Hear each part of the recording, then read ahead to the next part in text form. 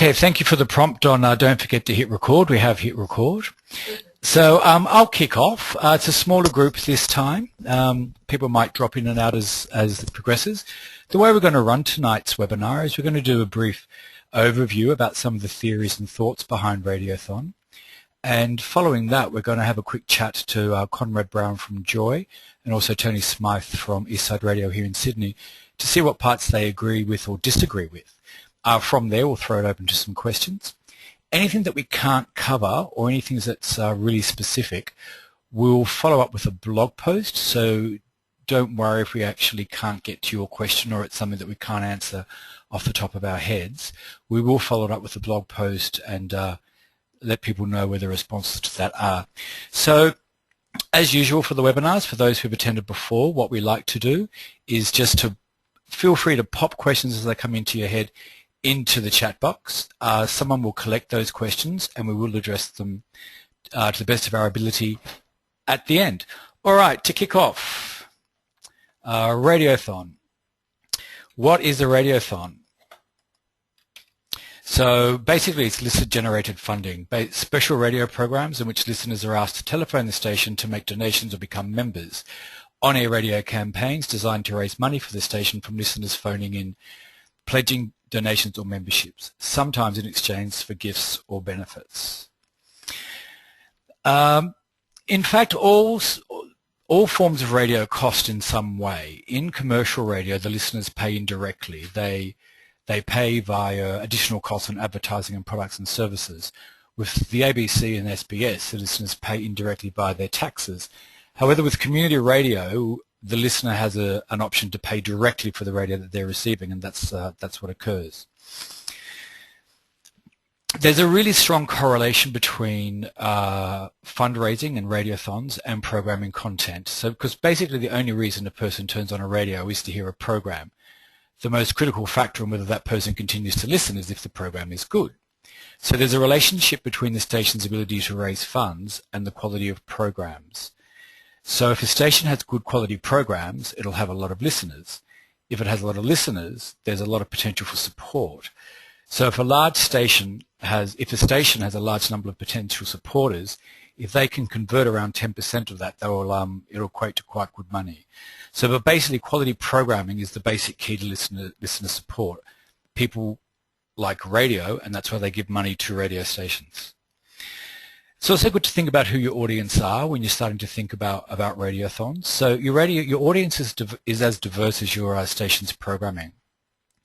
So your audience is a reflection of the real world, and you have all kinds of listeners. Studies have shown that community radio listeners tend to listen to a range of stations, both community and not community. And about 5% of community radio listeners listen exclusively to community radio.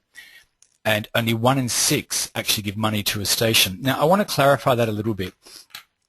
Our most recent data says that about 4% of the core audience are exclusive. We haven't released the most recent national listener survey, but I can let you know that actually our audience share is up to 29% with 5.2 million a week. Now, in core audience figures, that translates to 755,000. We should, as a sector, have a subscriber base of 16% of that, but in actual fact, the total numbers for the sector give us a 22%. So that shows that our core audience is more likely to support than the statistics show that they should be. We're actually in a better position than statistically we should be, which I think is a really positive thing for anyone thinking about a radiothon. The statistics are showing us that across the country, our percentages are higher than what other studies have shown. So basically radiothons are programs, first and foremost. If the pictures and the music inside a program are coherent, the more likely a listener will continue to listen and be exposed to enough messages of support. So the more exposed the listener is to the message, the more likely they will be to succumb to the pitch and act upon it. So why do people give to community radio? I won't run through all of these. I'll just mention the ones that I think are most important. The motivation for pledging primarily is programming. 75% of those surveys say that it's the programming that converts them. When asked what the important factor is in the decision-making to pledge, it's the desire to support programming. Interestingly enough, very few people actually say it's the premium or the gift or the chance of winning a prize. It actually is more about the programming than anything else. Following that is the worthwhileness or support of the station in general. So I think it leads back to that quality program leads to successful on-air fundraising. Why don't listeners give? Well, the most cited reason is they think someone else will do it. I've highlighted a few there in red, which I think is important because it's something we should all think about when designing campaigns, is they think someone else will give, therefore we need to make us directly over the air and often. They believe the station is already paid for by tax dollars, educational institutions or businesses, so we need to make clear that we're not government funded. In fact, only 8% of funding in the sector comes from the government. And interestingly enough, 24% are annoyed at not hearing regular programs. So that's kind of why it's important to really think about how you structure the Radiothon and how you integrate it into your standard programming schedule.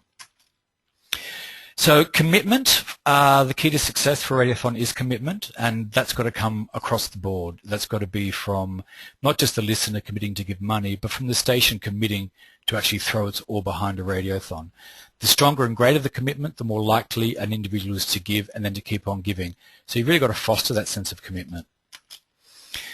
So there's some approaches to Radiothon, and you may have noticed that on the top of every page there's Radiothon in coloured letters because it looks nice and happy, and it's shown that a positive approach is the best way for presenters, producers, staff and listeners and supporters to interact. It's the best way for stations to supporters to express their appreciation for the service provided. Some people do a Radiothon and have rather a negative attitude to it, which is kind of like, let's get it over and done with, and 9 times out of 10 those Radiothons barely make it over the line, and no one really enjoys the process.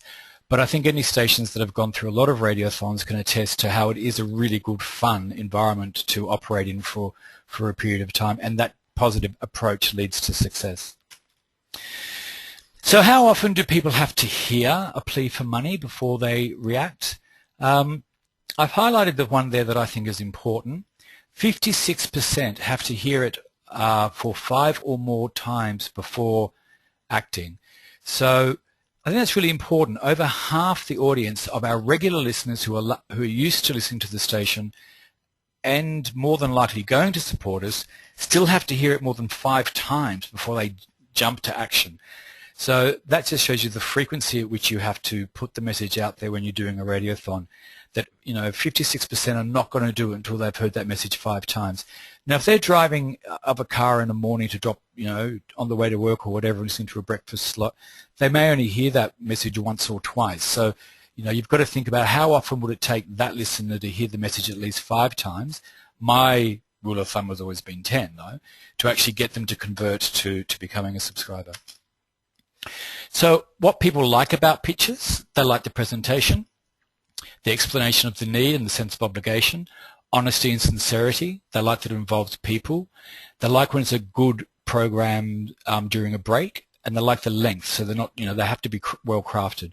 What they don't like, if it's boring or repetitive, so just the same phrasing in the way the pitch is asked. They don't like it when it's an interruption of programs or a program schedule. So if they're expecting a regular program and it's interrupted just to do calls to action, it doesn't seem to work. One point that cannot be stressed enough is the need to present really effective appeals. So what would work on yourself would most probably work on the audience. It's important when deciding to do a Radiothon to decide a primary purpose. Clearly raising funds is what you want to do. You have to have a reason to use that on air. So that could include survival, replacement of equipment, expansion of services, and conveying the reason for a Radiothon. So you often hear people talk about technical terms, we need this or the other. The average listener won't understand that. So it's important to talk in very, very simple terms. It's important to remind your listeners that for most weeks of the year, your main purpose is to provide really good radio, but during your fundraising time, your actual purpose is to raise money. There's a lot of secondary reasons as well, which I think are actually worth factoring in because it builds more for like a long-term haul and a long-term education of your audience and your community. So it's an opportunity to educate them. It engages two-way interaction between presenters and listeners. It's also a really good way to get volunteers engaged in a common goal. But it's very important early on to identify the specific purpose of each radiothon at the earliest possible stage of the planning process and make that the key point. There's a bit on this page. So this is just a little bit about planning. A good starting point is to answer the following questions. Why are you having a radiothon? What is its purpose? Is it to acquire new members, renew current members, upgrade them to a higher membership level, stimulate people who've dropped off in the past, raise enough funds to keep going for another year, or is it for a specific purpose such as a new transmitter?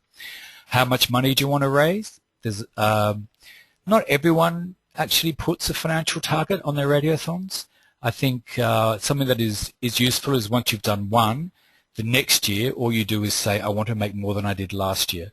But that's up to individual stations. I think if stations haven't done a radiothon, you should make those targets very realistic and not necessarily too high, and build on that in subsequent years. When is the best time to have it? Big question mark over that one. What type of approach will you adopt? So a traditional radiothon, and even that is hard to define. If it's a 7-day campaign, a 10-day, a 14-day, some do a 30-day. A short campaign, just over a weekend. A quiet or silent campaign.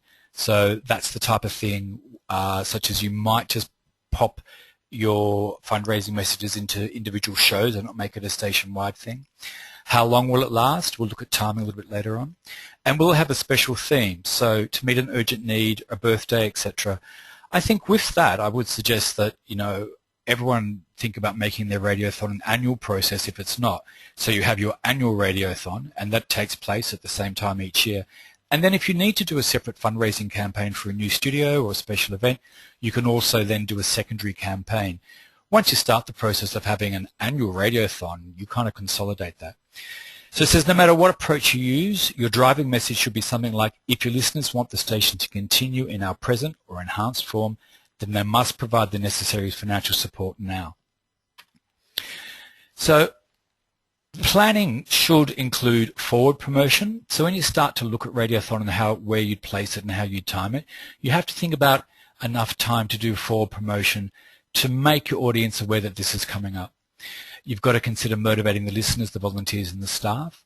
You've also got to factor in time for possible objections. Some people are a little bit hesitant to ask for financial support from the community. You've got to think about sourcing incentives. You've got to think about the back-end administrative processes, whether you've got automated systems or whether you're going to be manually processing these things and getting volunteers to run numbers through credit card systems or whatever it might be. And then factor in the time to thank those who have made those contributions, both the listeners who have supported, but also other people who have given you prizes or incentives and other sponsors that may have helped. And always an evaluation process at the end, so you can sit down, see what effort you put in and what the return that you got was. Timing. This is an interesting one. How do you time your radiothon? Well, some of the things to consider, when should it occur? Some of the things to consider are other major events or activities that could attract people away from their radios. And a good example would be, say, Melbourne, for example. If you were to do a radiothon that was to fall over the weekend of the grand final there, I dare say a lot of the people would be preoccupied doing something other than listen to their radios. Some say the weather is an important consideration, and that if you do it in the colder months, then there's more chance people will be sitting at home listening to their radios. That's kind of debatable, I suppose. One of the ones that I think is important to consider is the fiscal year, e.g. tax time. You can consolidate your radiothon timing along with the general time of people doing getting ready for tax returns, so that the more you can remind them that donations are tax deductible, whatever the case may be. I think it's important to consider the major events and make sure that you don't clash with anything else that might be happening at that time that you think would attract your community or your audience away from giving you financial support. So this is actually our last slide before we go to conversation. When to start and finish. Many stations start their radiothon on the highest potential audience day and or the day that gained the most amount of money in the previous radiothon. They then schedule the radiothon to include that day or that show twice. For example, if a Friday was their most popular day and Saturday was the second most popular day, They would start the Radiothon on the Friday morning and breakfast and will continue uninterrupted with the normal programming through until the following Sunday week. This allows them 2 chances at the most popular days. Now, this does depend on what type of grid you have, what your on-air grid looks like, and it does have a few variables, and not everyone does this, but what this system does is ends up with normally resulting in like a 10-day radiothon, so that you do, if you have say strip formatted programming Monday to Friday and specialist programs of the weekend, you get those specialist programs that have got unique audiences to also have 2 bites of the cherry. It's open to debate, and I know the different stations do it different ways, but that is the theory, that you start on your most popular day and you make sure that your most popular day, what you consider to be your most popular day, and your second most popular day have 2 bites of the cherry. All right, that's it for the slideshow at present. I'm now going to unmute Conrad Browne from Joy and Tony from Eastside, and we'll just get them to chip in and see if they agree or disagree with any of the things that have been said there, and possibly what they'd like to add in terms of, you know, the timing of the Radiothon, where it occurs during the year, and the length that it should run at, whether they think it's, you know, a 7-day campaign, 10-day campaign, 2-week campaign. As soon as I find the microphone button, here we go. Tony has been unmuted, and we need to find Conrad. There he is. Hi. Hey, who have we got there? We've got Tony. Conrad doesn't seem to want to be on. Hi, is that working? Yes, Tony, we can hear you. Fantastic. So, Tony, I don't know if you managed to see all the presentation. No, I did. That was fine. Okay. I'm going to do something very dangerous. Everyone is unmuted now. Nicola's just playing with the controls. No, just go back to Tony. Sorry about that. Sorry. Just unmute Tony. Sorry, I've unmuted you again, Tony. Great. Yeah, sorry about that. So, can I ask you first off, Tony, timing of the Radiothon? What's your thinking on when the Radiothon should occur, and what length of time you run it for? I'm not too sure if it really matters when you actually run the Radiothon, just so long as it's a time that suits the station. Whether or not you do it at a time when there's another event going on, or if another radio station is having their Radiothon at the same time, might not necessarily deter your audience from supporting you in the first place. The ones who will support you tend to be the very loyal listeners, the ones who listen intently and are always tuned into your station. We run 2 radiothons at Eastside Radio, and we run one in the last week of June, which is just before the end of the financial year. And you could argue that that's probably not a good time to run it, because everybody's just so busy with finance and tax issues and aren't paying much attention to what you might be trying to do. But we've actually found that to be quite successful. Another time that we run one is in Christmas. We run a Christmas campaign as well. Now, there are more things going on in Christmas than at any other time in the calendar year. And for our second Radiothon, we've also found that to be quite successful as well. I think it really comes down to what suits the station in terms of what other things they do throughout the course of the year, and to make sure that they don't overextend themselves by doing too many important events at the same time.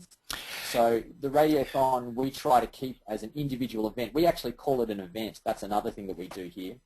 So if we are running other events throughout the course of the year, we make sure that it stands on its own 2 legs, and it doesn't, there aren't too many events happening in the month leading up to it or the month leading after it, because it takes an enormous amount of time and energy to put together your Radiothon. And then also after the Radiothon is over, putting together all the supporter packs, making sure all the information is entered into your database, following up with prize sponsors and things like that. That takes a lot of time as well. So it really does just depend on what the individual station's doing and Yeah. where it suits them. Tony, I think I'd agree with you on that. And I just want to say with the timing of the two appeals that you do, one being towards the end of the tax year and one being at Christmas time, the FIA, which is the Fundraising Institute of Australia, which is a place that teaches fundraising skills to not-for-profits, primarily the large Christian not-for-profits is what they teach, where they deliver their training.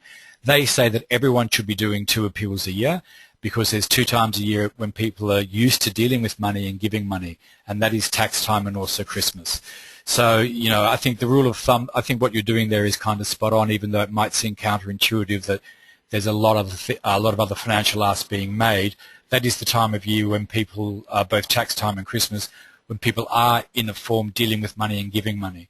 So, yeah, good suggestion. How long, Tony, do the 2 different appeals run for?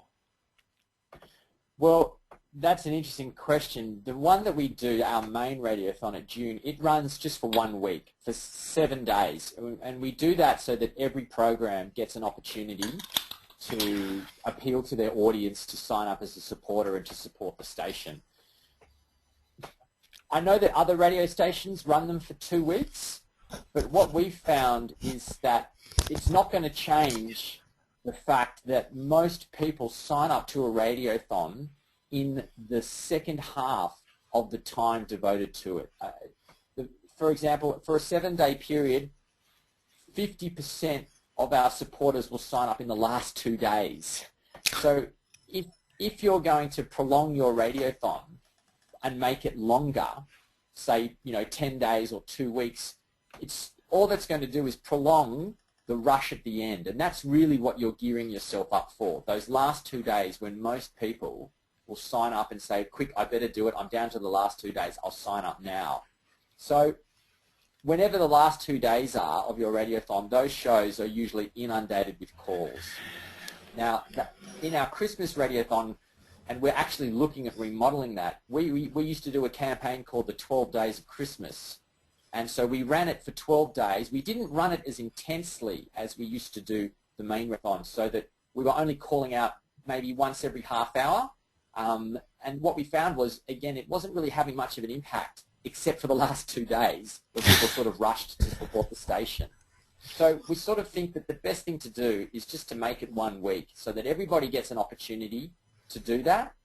And, I guess, look, it's hard to say what your strongest 2 days of radio are. We probably, I guess people are a bit more relaxed towards the end of the weekend. Our Saturday is when we usually end the Radiothon, so Saturday usually has an enormous number of people signing up, as does Friday. But we wondered, if perhaps we ended it on a Wednesday or a Tuesday, would they be our strongest days? We don't know. I think Sunday. Yeah. Yeah, I think that's interesting. I think that what needs to be considered is the exposure of the audience to the number of pitches that they receive, the number of times they hear that message to us, and we've seen that 53% of the audience have to hear it, 15 times or something before they tick over. I don't disagree with the 7-day campaign, but I do need to point out that there is evidence in other stations where their strongest day is a Friday, and they actually finish the Radiothon on the Sunday, though. So they run it for 10 days from a Friday to a Sunday week. And they have a very strong end on the last weekend, as you've stated, but they also have their Friday is extremely high as well. So I don't disagree, but I wonder about how much of it is the number of times the audience have heard the pitch before they pick up the phone. And, it's a balancing act. But I think a lot of stations do run the 7-day campaign, and that works very well for them. Some stations run it much longer, and I don't know how they maintain it, to be honest. I think it's a lot of work. And one of the fears with running it longer than, say, 7 or 10 days, or even 14, I think it's most probably pushing it, is audience fatigue. And, how much you're then going to start alienating your core audience because they have heard it too much and they already have subscribed and they don't want to hear it. So it is a balancing thing, and I think that what I would suggest to any station that hasn't done it is to butt off, try and go as standard as you can. Let's try 7 days, see how it runs. The next year you might want to, try the 10 days, see if it makes any difference, pull it back to the 7 days, or vice versa. And you are right, it's different horses for courses in these things, and the last couple of days in any radiothon is always the most exciting when you get lots of people calling in. Yeah, definitely. And I actually think, having now heard that idea of, and especially given that Friday and Saturday are my two strongest days, I might attempt a 10-day radiothon next year. I don't want to be influencing, but I think it's worth considering. But each station, stations have their own ways of figuring out what works and doesn't work.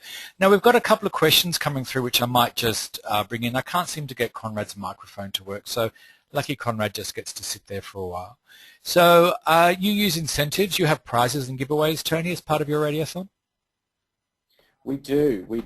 There's a certain saying of the need to bribe to subscribe. I don't wholly believe that, though, but we certainly have a vast array of prizes on offer to try to appeal to as much of our audience as possible and to sort of give them a bit of a reward for supporting the station. And it serves two purposes.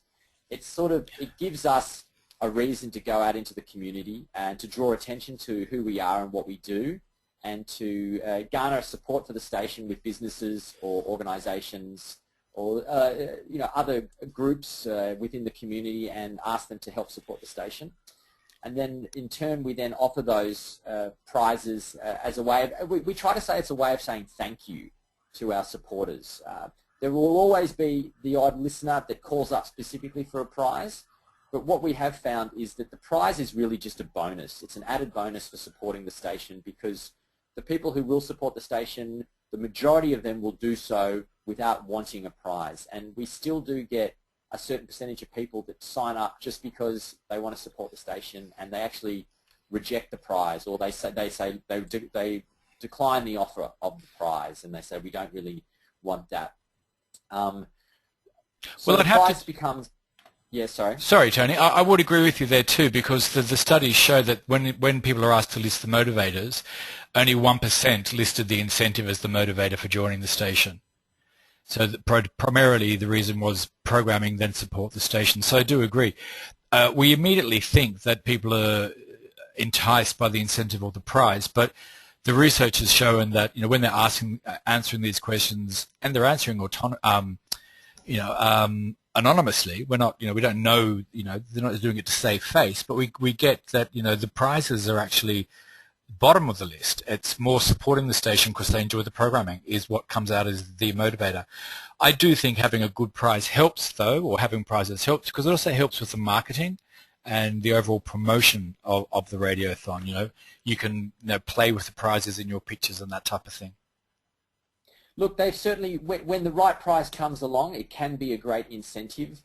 And, often things, I think, that are like a voucher to a cafe for $20 has been a very well-received prize. So, if you were to give a program 10 $20 vouchers to a good cafe, and you were to go to a particular show to say, the first 10 people that call up during your show and sign up will get a CD, and they'll also get this voucher for a cafe, we find that they're very responsive prizes, things that can be instantly kind of, swapped for a direct benefit somewhere else.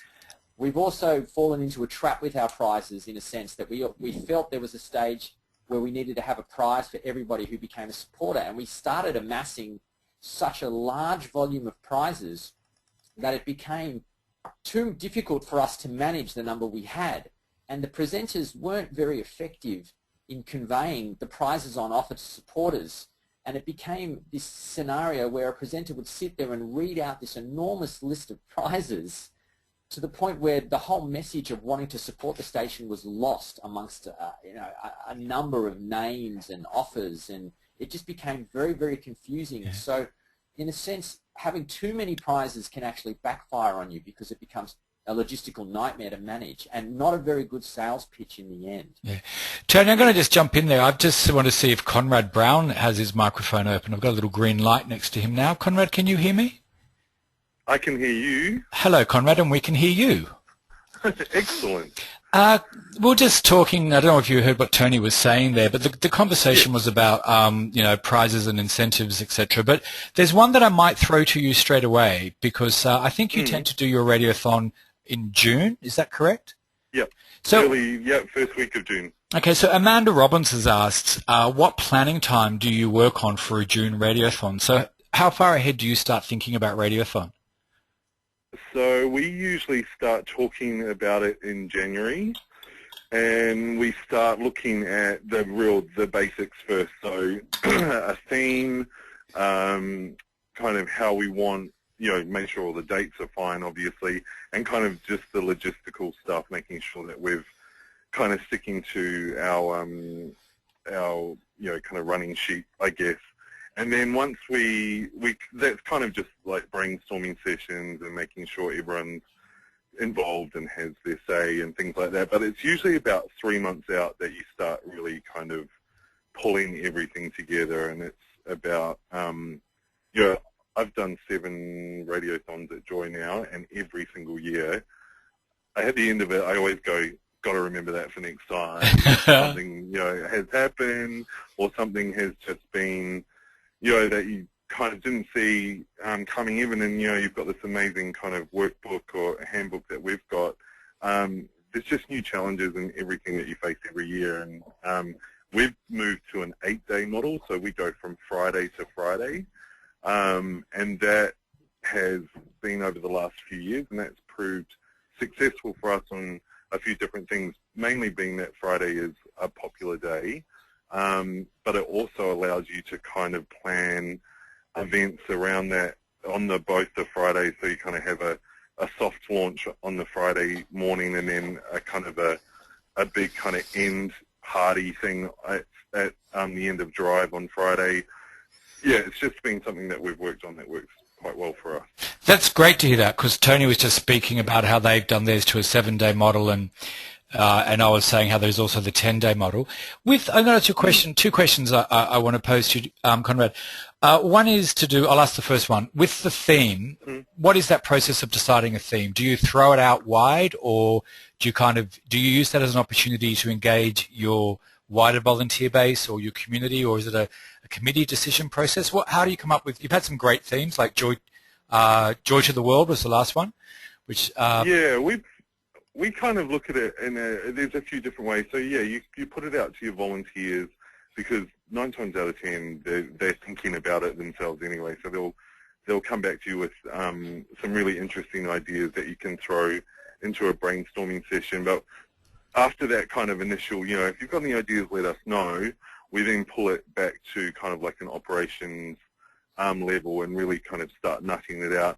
And it's really about trying to find that thing that's going to work to what you're asking for, so what's the money actually going to be used for? What's the message that you want to convey to your listeners in terms of why it's important for them to support you? And yeah, Joy to the World was a really easy, obvious one, and it has been a tagline that we've used a lot, but it's about, kind of, we're made in Melbourne for the world, that kind of, logic behind that. So that kind of, manifested really well. But Tony was talking about the prize thing before, and it was really interesting. That is exactly the issues that Joy has had as well, with the too many prizes, not enough time to talk about them. So we pulled it back over the last 2 years and just had one major prize, which was 1 year it was a Jeep, and this year it was a car. And yes, both years I've been bitterly disappointed after the prize draw. The thing is that at the end of it too, we've discovered that all the things that you said in the presentation are right. Is that the prize is a good thing to kind of hang your marketing on, and it can be just another talking point. But having a great prize like a Jeep or a car, a Swift, I think was our last one, actually hasn't increased our membership in a significant way, or the support. And we've actually noticed that in some cases people are, obviously wanting to support the station anyway, but our donations have increased over that time as well. So we're not sure if that's an indication of how people view membership, or if they prefer subscription, or if the prize is not really what they want, but they want to support the station. So there's a lot of analysis that you can do post Radiothon, but sometimes it does feel like you're kind of each year you're trying to map it out, but it can be a little bit hard to. I'm going to come back to a question that has been asked about numbers of people involved. But before I do that, I'd like to ask both yourself, Conrad, and Tony, and you just have to answer this in general terms. We don't really need specifics, but do you find that your income from Radiothon increases year to year, or does it fluctuate? Some years are up, some years are down. So maybe over to you, Conrad, first. We've found that it's actually remained quite even, I guess. It's had its little ups and downs over the last few years. We did have quite a significant drop-off at one stage, and that's kind of evened out. But, yeah, where membership is kind of slowly, not dropping, but is kind of level, but our donations are increasing every year. Right, so, so your financial return is still good from it? Oh, it's still good, but yeah, there's definite scope there to look at, you know, like I said, Joy's done Radiothons for a long time, but there's always scope there to kind of change it and tweak it and kind of figure out what's working. And that's another thing to always consider too, is your model, is membership the best way for you to be raising money during Radiothon, or is it better for you to do fundraising drives, or, you know, donation drives based around equipment or things like that, because it depends on the station and how your community responds. Yeah. And Tony, what about your experience with that? How do you find it's fairly stable, the actual end result financially?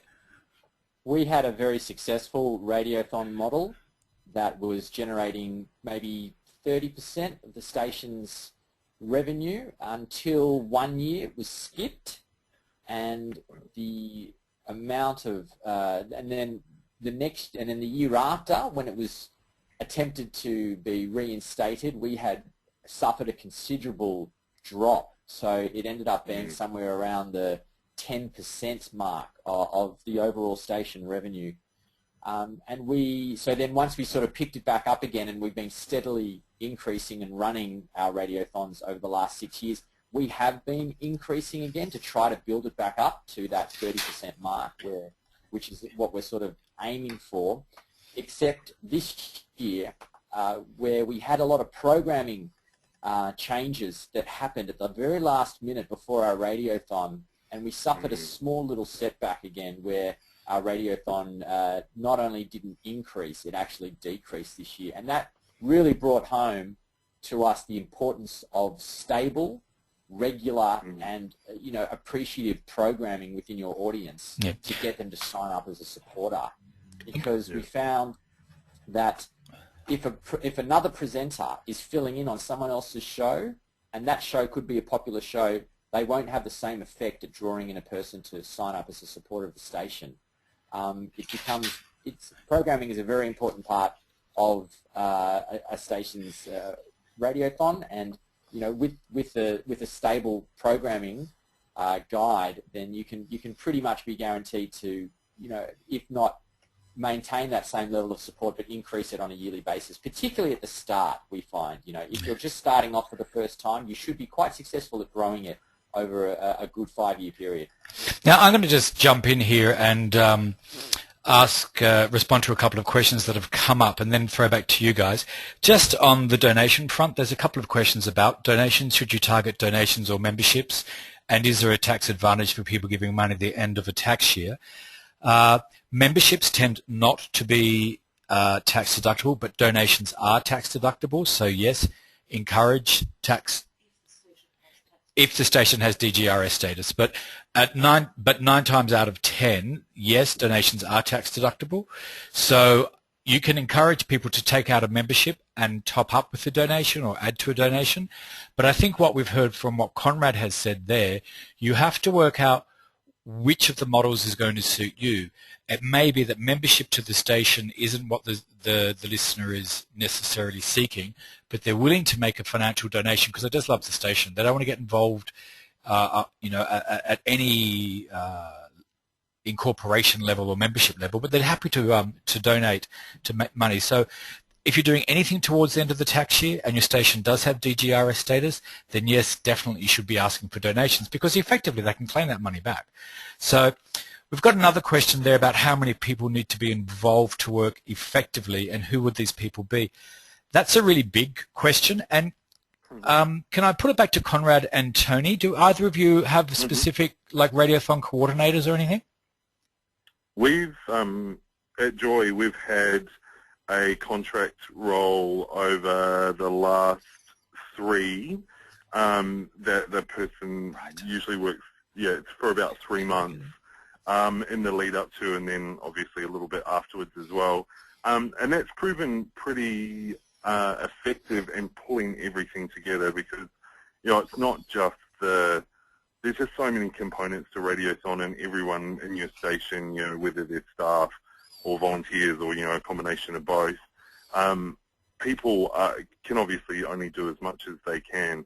So if you've got that one person who can kind of pull it all together and keep everyone on track and make sure that everything's delivered, then that's really fantastic. But actually, this year we had a volunteer offer to do it, and the result was really good. We didn't have any major issues, and they definitely were capable and, delivered on what we wanted from them. But, it's always a challenge. And so if you have got your station manager or someone or a membership manager or a membership officer along with a capable person or a volunteer that can drive the process, it's just great to have that one person that you can go to who can kind of filter everything and make sure it happens. Yeah. And Tony, what's your experience on that level? We quite enjoy putting the call out for a Radiothon coordinator as a paid contract position. It's it's an exciting time for us to cast out our feelers to see what kind of an employee we can get at the station to help us run this Radiothon. You have to look at how much you intend to bring in, so you have to sort of, I guess, estimate what sort of a return you can make, and then decide how much of that you want to devote towards the person's position.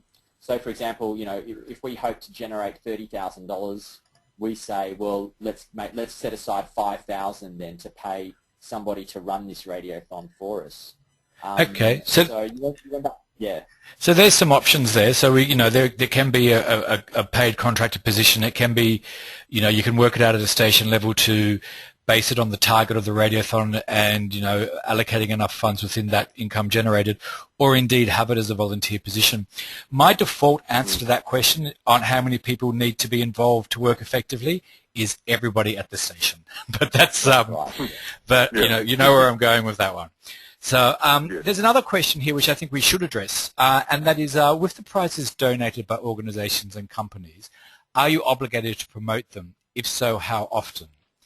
Well, the answer is yes. And does it count as sponsorship? Is it included in your sponsorship minutes? And the legal answer to that is yes. Is that how, Conrad and Tony, how you view it? Yeah, that's how we definitely factor it in, and we try to make sure that with the prize win or the prizes, when you're talking about them on Joy, it's very clear that it is part of the whole Radiothon message. So, there is other clever ways that you can get around it being a constant advertorial for the prizes, as well as, you can put all the prizes up on your Facebook, station Facebook page or your station's website, and have the presenters always refer to go, we've got amazing prizes on offer this year, so we need your support.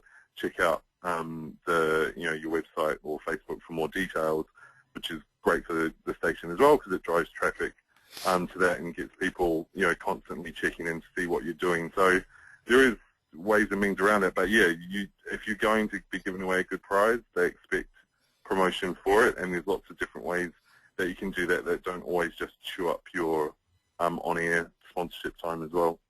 I think also, oh, sorry, you go ahead, Tony, sorry. Yeah. Also, just in regards to that, Radiothon week isn't a good time to be playing sponsorship announcements. They'd be completely lost amongst the the message that the station's trying to put out. And so we actually suspend our sponsorship announcements during Radiothon week, and that just buys back all that time that you might otherwise have allocated, and it stops you from, you know, breaching any rules. And it also means that if you've got regular sponsors, they're not missing out, because there's so much going on during Radiothon week. The last thing that anybody will be paying attention to is a sponsorship announcement outside of anything Radiothon related. Yeah, I think that's an individual choice, you know, which stations need to make. But to get it clear, if you're playing a pre-recorded sponsorship promotion which lists the prizes and the people who have supplied those prizes, then that would be included in your 5 minutes per hour. If you've got an announcer on air who says, if you love this program and you like what we do here at the station, ring up now and join us, that isn't included in your 5 minutes of sponsorship, because you're not mentioning the sponsor who gave you the prize. You're just promoting the station activity. Bit grey, but that's the best way for me to explain that. I also agree with the two of you have both said that when you get endlessly long lists, like daily prizes and specialist prizes, that it gets confusing to read that out on air. So one of the best ways is to drive traffic back to another platform such as the web or the Facebook page. We have another question here which says, apart from ordinary procedures, are there any special things to look out for legally or financially? The nutshell answer to that is yes, depending on which state you're operating in. And I think I can get both Conrad Station is based in Victoria and Tony's based here in New South Wales, so they can clarify this. But to do any fundraising over a certain amount, you do require specific permits from various bodies. Conrad, is that still the case in Victoria? Yes. So for anything over $5,000, you need to get your permit, and they recommend that you get it 2 months in advance. So when you're planning your radiothon, you know, your prizes need to be locked in, and you have to have all of the information about them at least 3 months in advance. If you're going to go over $5,000, obviously, in Victoria. Okay, and Tony, do you know the situation here in New South Wales? I'm sure that my station is all up to speed on any licensing and regulations that are needed to perform this task. I couldn't recall off the top of my head just exactly what the specific things are, but yeah, it may be different, because I know that the Victorian one is done through VCAT or whatever the local Victorian entity is. So I think there may be different regulation. Yeah, lotteries or something. Sorry about that. Yeah. So it is worth checking that there's no state-based requirement. There's no federal requirements overarching besides the things that, you know, govern our stations as our right to broadcast, etc. There's no specific federal legislation that impacts on fundraising in that way. But there may be state-based things such as gaming permits that may be required, and different states have different laws to cover that. So what I can do is I can do a bit of a research on that one myself, and I'll do a blog post just to find out, because, you know, I actually don't know myself, so I should look it up. So, yeah. Yeah. Can I just make one point just in case I forget, because it's kind of a big thing or a good example of what can happen at your station as well, is that this year Joy moved towards a online membership model for the first time. So we still had the call-in option, or, you know, fill in your form and renew, but we moved a lot of our renewals and sign-ups to people being able to do it through an online payment system, which was basically through our website or a link that we sent you if you were renewing as a member. And that was a really interesting process, because we did as much testing of it as we could before it went live, and it was fine. We didn't have anything go wrong at all.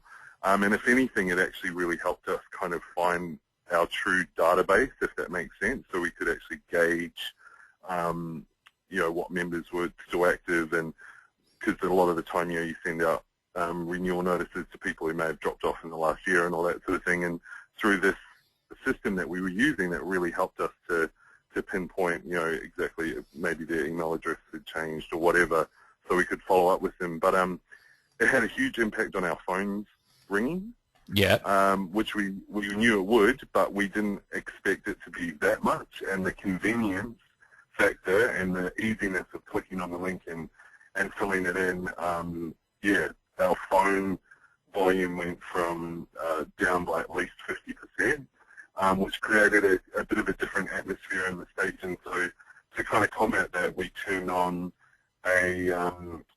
one of the things that you could do was write a comment at the end of once you'd filled out the form, and once you submitted that comment went to the studio, to the email up online, so that people could see those and read those out. But that was kind of difficult as well, because a lot of people were doing things overnight or when they got home or when it was convenient. So a few times people would come in at breakfast and open up, and there'd be like 50 messages there before they even started. Popular show, and you haven't even gone to air. Yeah, exactly. So that was a really big learning curve for us, and we're still trying to figure out how we're going to pace that. But in terms of the atmosphere, it really was up to all of us to kind of keep everyone up and going, because, you know, especially when, you know, if you have a show that usually gets 100 people calling in and you drop down to 50 and in some cases less, it was interesting, but, you know, the result was still the same.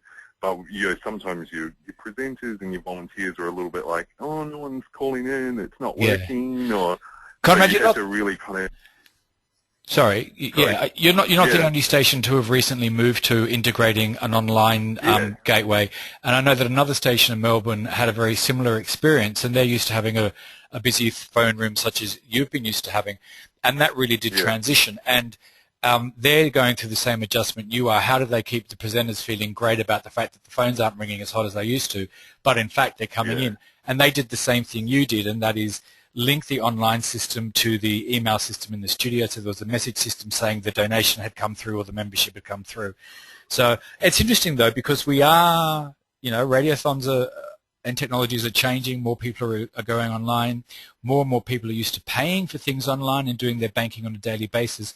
So we do have to start thinking about, you know, what is the role of the phone room and what is the role of online, and how do we keep the vibe of Radiothon ticking over in that atmosphere.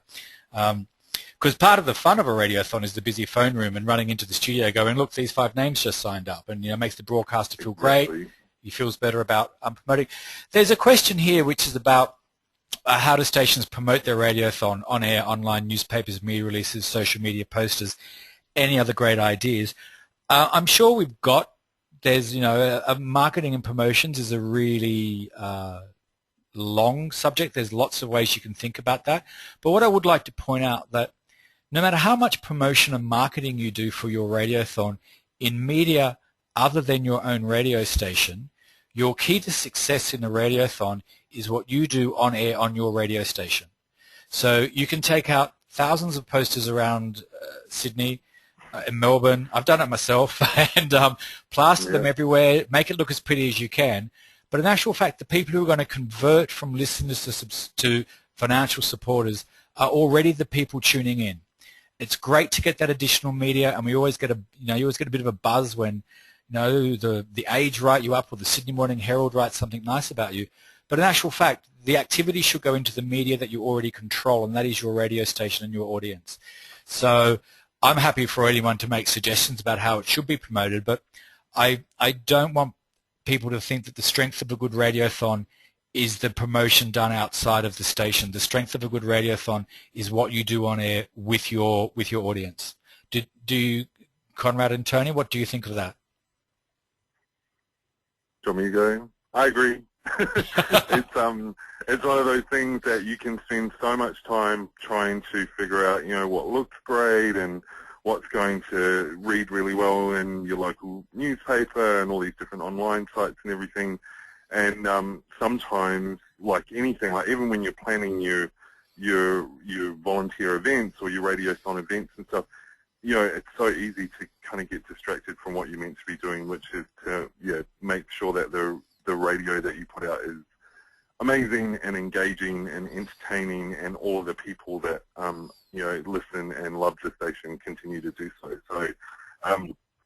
So yeah, it's very important that, you know, you have a great theme and it looks good and all of that, but yes, concentrate on what you're doing on the air and you can't go wrong. Yeah. Tony, would you agree with that? Sure, you should take advantage of as many platforms as possible.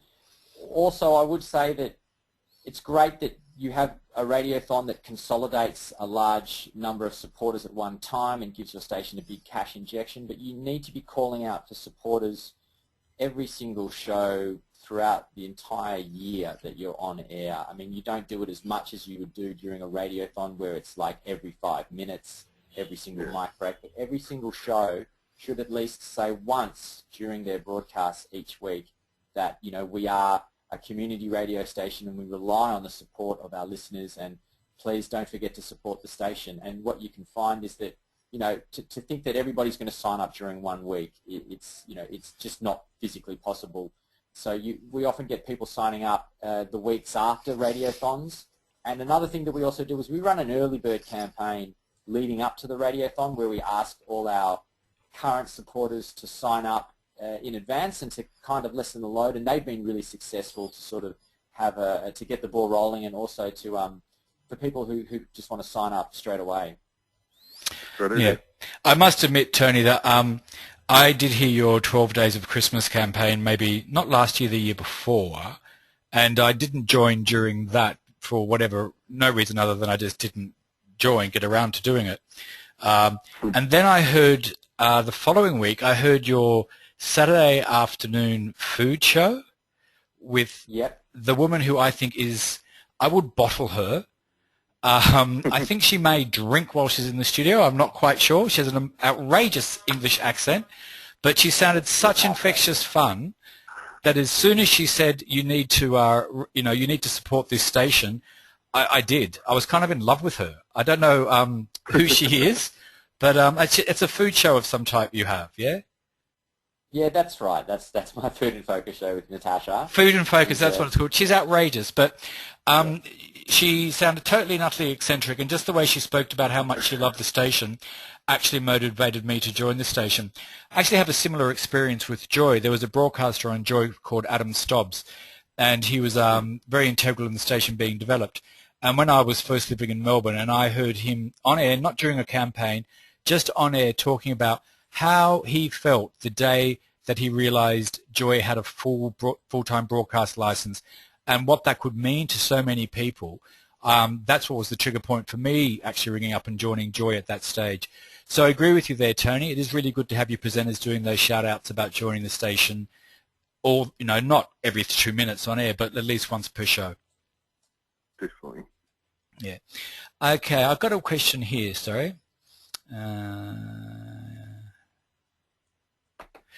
Can I just jump in with just with the marketing and promotions thing too? Yeah. And if you've ever heard me talk about Radiothon, you'll know that I am a full believer in make use of the people that make use of you. So really, if you've got sponsors or, you know, media partners that hit you up all the time for interviews and community service announcements, or they just like supporting the station, perfect time for you to go back to them and ask for the same. So, you know, just help you spread the word, and you just keep it really simple, and you'll be so surprised at what people will want to do for you once they understand that it's about supporting you, keeping the station running, keeping it, you know, on air. And, you know, 9 times out of 10 it can be about a show, you know, just saying to them, you know, we know that you love X show, so you know, if you can help us spread the word about Radiothon. And, you know, you never get anyone, I don't think anyway, if they might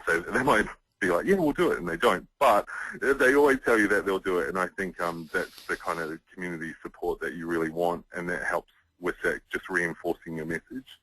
So it's a great thing to really focus on too, if you can. I definitely agree. Now, it's 7 o'clock, so we are going to have to wrap up. There is a question from Simon Eddy there, so I'd just like to quickly address that. Involved in a small community radio station, you run a 24-hour radiothon with limited financial success but great media success.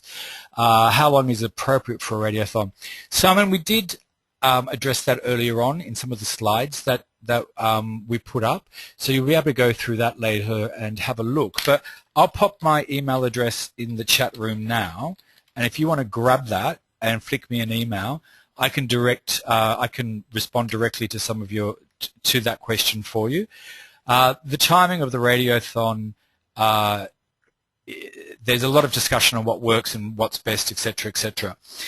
So feel free to flick me an email directly, and I can point you to some more research and study around what timing works best and what doesn't. Conrad does his for 8 days. Eastside Radio do theirs for 7. Some stations do theirs for 10. I wouldn't consider a 24-hour campaign an actual radiothon. I'd consider it a spot campaign. The audience need to hear the message more often than you can deliver in that period of time. And there's many other variable factors which really kind of need to be covered.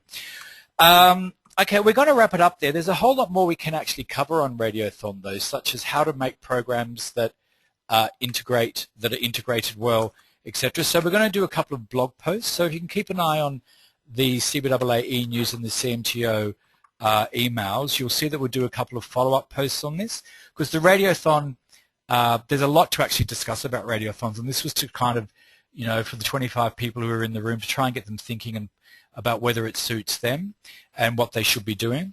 And we'll follow up with some blog posts, and if there's direct questions about it, we're happy to take those as well via email. Cool. Hang on. Nicola's just telling me that the link to a recording of this session will be sent to you at the close of the session as well. That's if we remember to hit the right button, save record or whatever. So I'd just like to thank both Conrad and Tony for their time. We really appreciate it. And hope to see you all at conference this year if you're coming along. And we will review the questions that came up in the chat room, and if we've missed any of them, we will address them in the blog post. Oh, hang on, I'm being told Tony just made a really important point. Okay, so there's some PayPal questions there that we will look into and address those as well. But being 7, we do kind of have to sign off. So I'd like to thank our guest presenters and hope to see you all in the next webinar. Thanks heaps. Cool. Bye. Bye. Bye. Bye-bye. Bye, everyone.